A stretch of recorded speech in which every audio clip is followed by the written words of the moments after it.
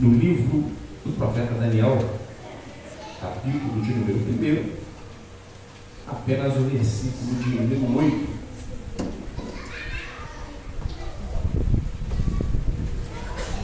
Daniel, capítulo 1, apenas o versículo de número 8.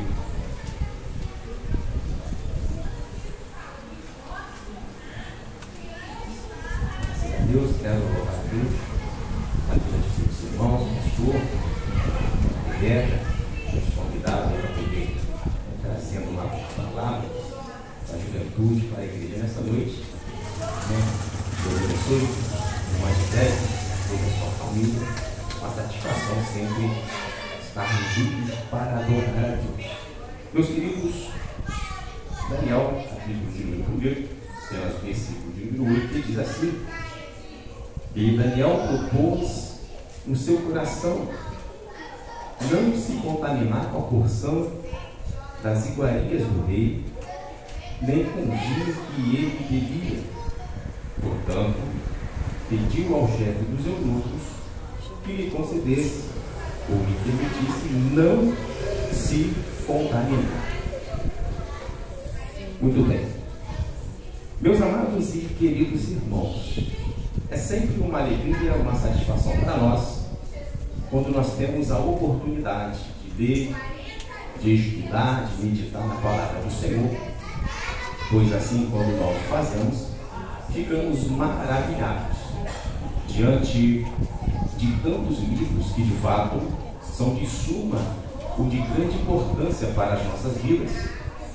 É claro que diante de todos os livros da Bíblia Sagrada, sabemos da sua real importância para nós, mas nesta noite eu quero aqui destacar o livro do profeta Daniel como um dos livros mais fascinantes da Bíblia, embora este livro seja também considerado como o Apocalipse do Antigo Testamento.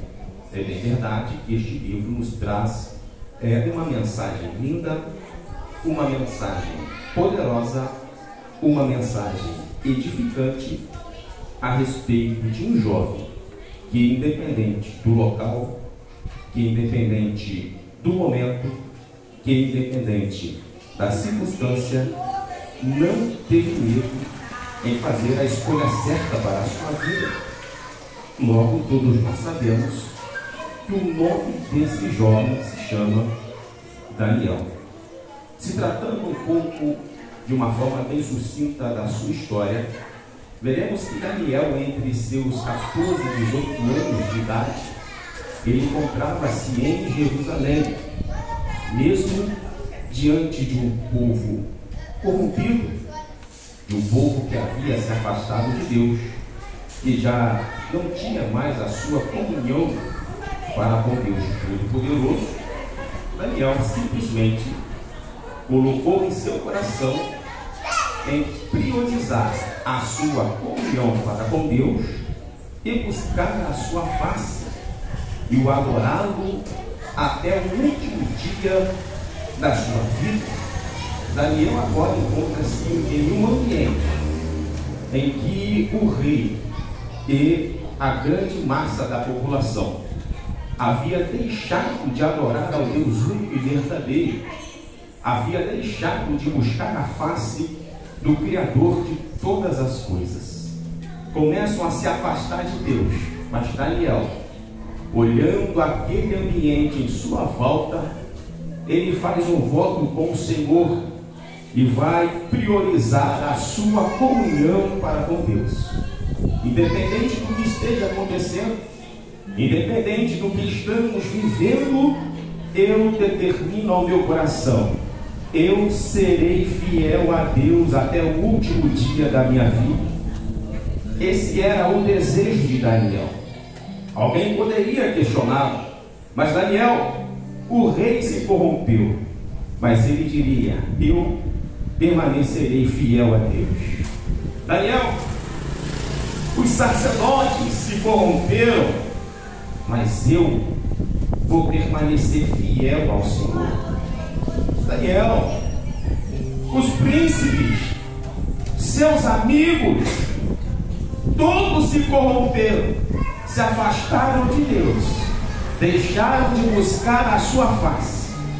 Mas Daniel entendeu: eu preciso não ser como os demais, eu preciso fazer a diferença, eu preciso buscar Deus na minha vida, porque o que será de mim se não for a presença de Deus? Daniel havia priorizado o quê? A presença de Deus na sua vida, independente da circunstância, independente do que esteja acontecendo, ou daquilo que estamos vivendo ao longo desses últimos dias, que nós possamos ser o Daniel dessa geração, em priorizar a nossa comunhão para com Deus. Quer que Deus cumpra as promessas na sua vida, priorize a sua comunhão para com Deus. Quer ser alcançado pelas bênçãos do Deus Todo-Poderoso, permaneça buscando a tua face e o adorando eternamente. Coloque isso ao teu coração, independente do que eu esteja vivendo. Eu serei fiel a Deus até os últimos dias da minha vida. Essa era a decisão que Daniel tomou para a sua vida. Diante do cenário, tratando-se acerca do cativeiro, por que veio o cativeiro? Nós sabemos que Joaquim era filho de Josias, que assumiu o reinado após a sua morte. Josias, todavia, um pouco afastado de Deus, ele veio para poder fazer a diferença. Ele veio quebrando e tirando todos os ídolos e trazendo o povo novamente à presença de Deus. Mas de contrapartida, após a sua morte, seu filho, ele vai assumir o reinado. Mas só que Joaquim foi um homem que andou totalmente fora dos caminhos de seu pai. Joaquim se tornou um homem perverso, um homem cruel, um homem interesseiro. O profeta Jeremias surge nesse cenário, trazendo uma mensagem de alerta, trazendo uma mensagem de exortação, dizendo ao povo: se arrependei-vos, voltai para o Senhor, buscai a tua face, porque Deus ainda tem grandes coisas para realizar em nosso meio. Já o rei, não satisfeito com as mensagens em que Jeremias profetizava, ignorando todas elas, ele vai escrever um rolo, as palavras do Senhor. E quando esse rolo que estava escrito, a palavra de Deus chega às mãos do rei Joaquim, o que é que ele vai fazer? Para agravar ainda mais a situação, esse homem estava com seu coração, mas tão longe de Deus, que diz a Bíblia que ele vai queimar o rolo de Deus, onde vinha a palavra do Senhor. Ele não estava interessado na palavra de Deus, ele não estava interessado em dar ouvidos à mensagem do Senhor. Então Deus, ele começa a tratar, e trazendo pela boca do profeta Jeremias, alertando o povo acerca do juízo que viria sobre a nação, depois desta atitude desse rei, da atitude do povo em se afastar de Deus, em não buscar mais a face do Senhor. De repente chega o quê? O juízo de Deus. Eles não acreditaram em Jeremias, eles negligenciaram a palavra, até que um dia acontece tudo quanto o profeta havia profetizado. Então o Senhor nosso Deus, o que é que ele vai fazer? Ele vai entregar Joaquim nas mãos de Nabucodonosor. Deus vai permitir com que Nabucodonosor venha, cerque Jerusalém, e o povo desesperado. O que fazer agora diante dessa situação? Estamos cercados, o inimigo nos rodeia. O que é que nós vamos fazer?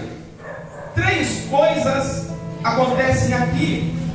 Quando Nabucodonosor chega, ele vai cercar a cidade. A primeira coisa, ele vai entregar nas mãos de Nabucodonosor quem? Jeoaquim, rei de Judá.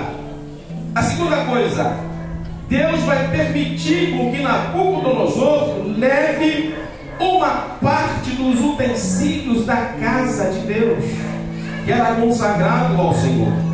E a terceira coisa, Deus permite que os jovens da linhagem real e os príncipes também sejam levados cativos para a Babilônia. A primeira lição que nós vamos aprender aqui é que se tem uma coisa que nós não devemos ter dúvida, é de que Deus está no controle de todas as coisas. Quem entregou foi Deus. Quem permitiu foi Deus. Uma vez que Deus permite, não existe nada e ninguém que possa fazer alguma coisa. Isso era para se cumprir uma profecia, a qual Jeremias havia profetizado acerca dos 70 anos de cativo, por conta da desobediência, da negligência com a palavra de Deus. Então, uma coisa que nós aprendemos aqui: não se preocupe com o que esteja acontecendo nesses últimos dias. Deus está no controle de todas as coisas. Alguém poderia olhar para trás e dizer: Senhor, o Senhor permitiu que o seu povo sofresse 430 anos no Egito. E Deus diria: não se preocupe, eu estou no controle de todas as coisas. Alguém poderia questionar e dizer: mas Senhor, o povo passou 40 anos no deserto, padecendo as necessidades, e o Senhor permitiu isso. Deus diria: não se preocupe, eu estou no controle de todas as coisas. Ao longo da história, a nação foi levada cativa muitas vezes e oprimida. E alguém poderia questionar: esse é o Deus que vocês servem? O que é que Deus pode fazer por vocês? E a certeza que Deus traria aos corações: eu sou o Senhor que estou no controle de todas as coisas. O tempo vai passando, as histórias vão acontecendo, e nós vemos Deus agindo, nós vemos Deus operando, nós vemos Deus realizando a sua vontade. Quando nós olhamos para a lição que estamos estudando na escola dominical, onde nós aprendemos a respeito de Esther, de tudo quanto Deus havia feito, realizado, às vezes nós podemos mencionar o nome de Deus, mas Deus está no controle dessa história. Deus está no controle da sua história. Deus está no controle da sua vida. Deus está no controle da sua família. Deus está no controle dos teus sonhos. Deus está no controle dos teus projetos. O que é que eu faço? Entregue o teu caminho ao Senhor, confia nele, Ele tudo fará. Ele está no controle para te abençoar, para te fortalecer, para te ajudar, para fazer com que o nome dele seja exaltado e glorificado com aquilo que ele vai fazer na sua vida e através da sua vida, para a glória de Deus, Senhor. A primeira lição: Deus está no controle de todas as coisas. A segunda lição que nós também podemos aqui aprender é: seja fiel a Deus, independente do lugar em que você estiver. Daniel foi levado cativo com seus amigos, com muitos judeus, para a Babilônia. E ao chegar na Babilônia, se tinha uma coisa que alguém poderia pensar, era da seguinte maneira: Daniel, em Jerusalém tu era crente, e na Babilônia vou continuar sendo crente. Daniel, lá em Jerusalém tu servia a Deus, e agora na Babilônia não mudou nada. Eu vou continuar sendo fiel a Deus. Estamos falando aqui de alguém com aproximadamente entre 14 aos 18 anos de idade, de um jovem que determinou o teu coração a ser fiel a Deus, independente do momento, da circunstância ou daquilo que ele esteja vivendo. Ele disse: eu serei fiel a Deus, eu farei a diferença. Eu não serei como a maioria, mas eu coloquei a minha vida no altar e quero ser um instrumento nas mãos de Deus. Você será um instrumento nas mãos de Deus. A tua casa será um instrumento nas mãos de Deus. Os teus filhos serão um instrumento nas mãos do Deus Todo-Poderoso. Vão fazer a diferença. Eles vão fazer a diferença.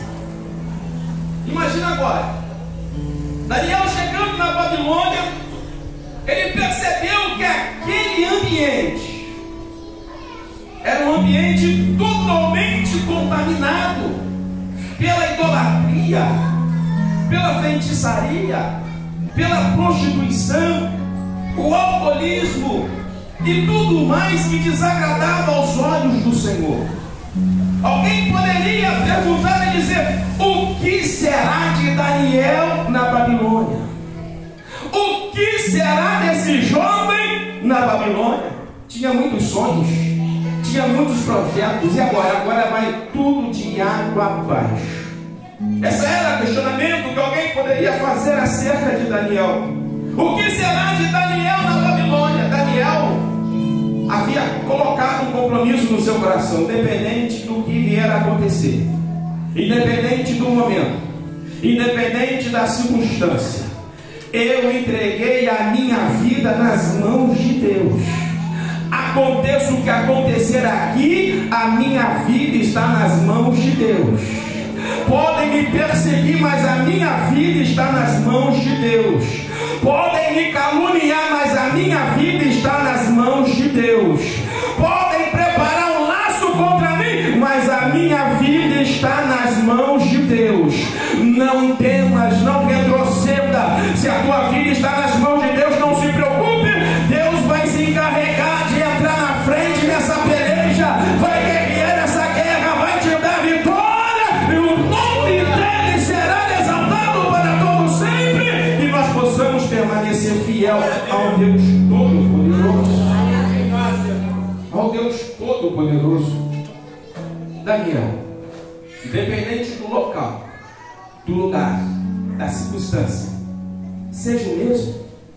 Quando nós olhamos para a história de José, no Egito, alguém poderia dizer: o que será de José? Continuou crente. Foi crente na casa dos seus pais. Foi traído pelos irmãos, vendido. Mas quando chegou em terras estranhas, permaneceu fiel a Deus. O ambiente não mudou o seu interior, a sua identidade. Não mudou o seu caráter, ele continuou sendo crente de verdade ao Senhor. E quando olhamos para a vida de Daniel, procede da mesma maneira. Enquanto em Jerusalém ele servia a Deus, na Babilônia eu vou servir a Deus. Enquanto em Jerusalém ele lia a palavra, ele meditava, ele acreditava no poder da oração. Quando chegou na Babilônia não mudou. Eu acredito no poder da oração, eu acredito no poder da palavra do Deus Todo-Poderoso. Nós estamos aqui, mas Deus está com as suas mãos sobre as nossas vidas. Ele vai nos guardar, vai nos proteger. Ele está no controle de todas as coisas. Essa era a grande verdade que tinha o coração de Daniel. E quando chega ao determinado momento, ele pensa, olhando para os seus amigos, Ananias, Azarias e Misael, que vendo a sua atitude, o acompanharam, dizendo: Daniel, estamos contigo, estamos fechados. Se tu vais ser fiel aqui, eu serei fiel a Deus também. Se você acredita no poder de Deus, eu também estou acreditando no poder de Deus. Daniel, vamos continuar sendo fiel a Deus aqui, independente daquilo que aconteça com as nossas vidas. A melhor coisa na vida de um homem é ser fiel a Deus. Provérbios 28:20 diz: o homem fiel será acumulado de bênçãos. Aqui lá vai a profecia da tua vida. Enquanto você permanecer fiel a Deus, as bênçãos de Deus alcançarão a tua casa. As bênçãos de Deus alcançarão a tua família. As bênçãos de Deus alcançarão todos os teus. Seja fiel a Deus e você será acumulado das bênçãos do Deus Todo-Poderoso sobre a sua vida. Vai haver graça, vai haver saúde, vai haver libertação, vai haver transformação, vai haver renovo, vai haver a presença de Deus na sua vida. Daniel entende o que eu serei fiel ao Deus Todo-Poderoso. Vale a pena ser fiel a Deus. Apocalipse 2, versículo de número 10 diz: ser fiel até a morte e dar-te-ei a coroa da vida. Para quem é a mensagem? Para os crentes que colocaram ao seu coração: eu serei fiel a Deus até o último dia da minha vida.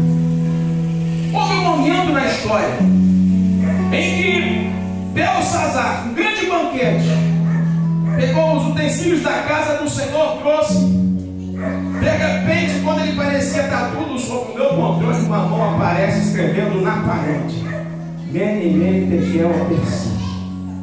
Ele ficou desesperado, pálido, não sabia o que fazer. Chama os magos, os astrólogos, os feiticeiros e traduz o que está escrito aqui. Ninguém teve a audácia de interpretar o que está escrito. Até que alguém diz: lembra, há no teu reino um homem chamado Daniel. Aí ele dá a ordem: introduza Daniel até a minha presença. Chegaram, buscaram Daniel. Quando Daniel chega na sala do banquete, sabe qual foi a pergunta? A primeira pergunta que fizeram para ele: Daniel, és tu o mesmo? Ou será que o tempo te mudou? Daniel, é você aquele crente fiel a Deus? Ou será que o tempo te corrompeu? Quem é tu, Daniel? És tu o mesmo que orava 3 vezes ao dia? Mas será que a circunstância da vida fez com que você parasse de orar? Daniel, és tu o mesmo aquele jovem que entrou aqui nesse lugar, que tinha uma comunhão com Deus Todo-Poderoso, que tinha uma vida pautada a tudo aquilo que Deus havia lhe ordenado? Ou será que você se corrompeu? Daniel, você é o mesmo? Ou será que a vida te corrompeu? Daniel havia determinado lá em Jerusalém para a criança: eu serei fiel a Deus até o último dia da minha vida. Eu entreguei a minha vida nas mãos de Deus. Passe o que passar, eu não vou retroceder, não vou lançar a mão do arado, mas eu vou olhar para Jesus, autor e consumador da minha fé. Ele vai me dar força, Ele vai te dar graça, Ele vai te ajudar, Ele vai te fortalecer. Ele está aqui para abençoar a tua vida. Seja fiel a Deus, seja fiel ao Senhor. Vale a pena ser fiel. E para a gente terminar, se tem uma coisa, enquanto nós olhamos para Daniel e vê por que é que esse homem foi o que foi em terras estranhas? Deus usava ele, um homem determinado a orar a Deus, a buscar a tua face. Como foi que isso tudo aconteceu? Um dos motivos foi porque ele pediu ao chefe dos eunucos que lhe concedesse não se contaminar.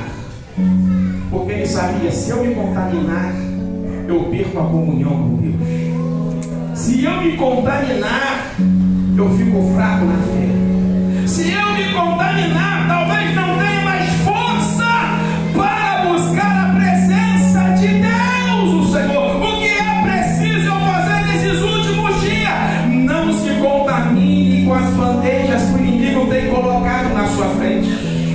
O que é que eu faço? Escolha sempre e fazer a coisa certa. Porque quem se contamina, ele perde a comunhão com Deus.